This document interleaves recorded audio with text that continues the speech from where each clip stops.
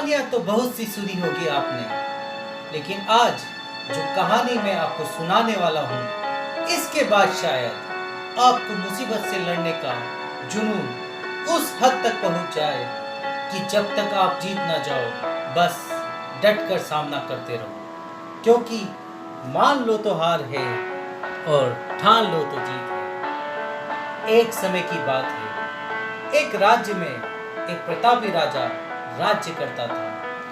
एक दिन उसके दरबार में एक विदेशी आगंतुक आया और उसने राजा को एक सुंदर पत्थर उपहार स्वरूप दे दिया। राजा उस पत्थर को देख बड़े प्रसन्न हो जाते हैं और मन ही मन ये प्रण ले लेते हैं कि इस पत्थर से श्री भगवान विष्णु की प्रतिमा का निर्माण कर उसे राज्य के मंदिर में स्थापित कर देंगे।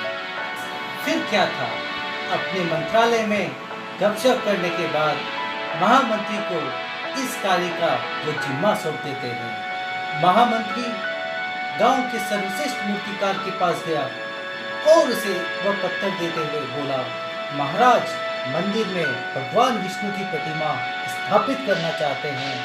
7 दिवस के अंदर इस पत्थर को भगवान विष्णु की प्रतिमा में कन्वर्ट करके तैयार करके तुम जल्दी से इसको राजमहल पहुंचा दो। 80 स्वर्ण मुद्राओं की बात सुन मूर्तिकार बड़ा खुश हो जाता है, मन ही मन प्रसन्न हो जाता है और महामंत्री जी के जाने के उपरांत प्रतिमा का निर्माण कार्य प्रारंभ कर देता है।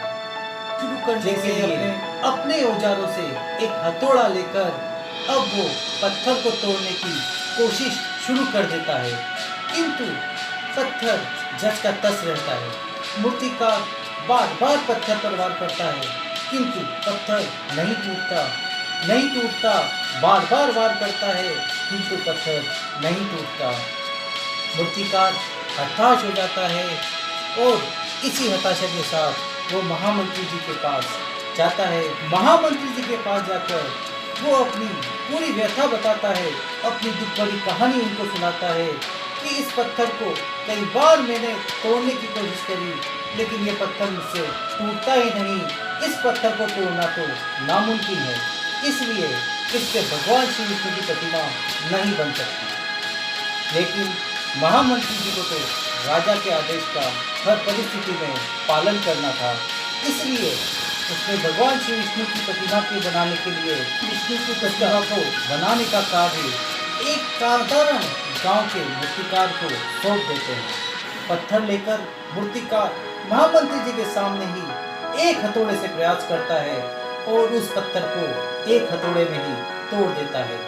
पत्थर टूटने के बाद वो मूर्तिकार मूर्ति बनाने में जुट जाता है, लेकिन यहाँ पर महामंत्री जी फिर से कुछ सोचने लगते हैं कि काश पहले मूर्तिकार ने भी एक अंतिम प्रयास किया होता, काश पहले मूर्तिकार ने भी एक अंतिम प्रयास किया होता तो शायद 80 मुद्राएं उसके पास होती। दोस्तों, हम भी अपने जीवन में ऐसी परिस्थितियों से दो चार होते रहते हैं।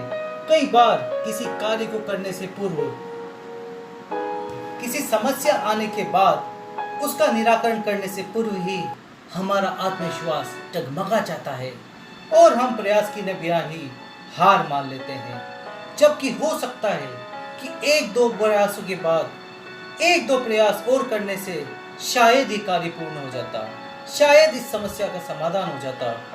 यही जीवन है मेरे दोस्त। यदि सफलता प्राप्त करनी है तो बार बार असफल होने पर भी तब तक प्रयास करना चाहिए जब तक सफलता नहीं मिल जाती। क्या पता जिस प्रयास को करने से पूर्व हम अपना हाथ खींच रहे हैं, शायद वो हमारा अंतिम प्रयास हो और शायद उस प्रयास में हमें बड़ी कामयाबी प्राप्त हो जाए। धन्यवाद दोस्तों।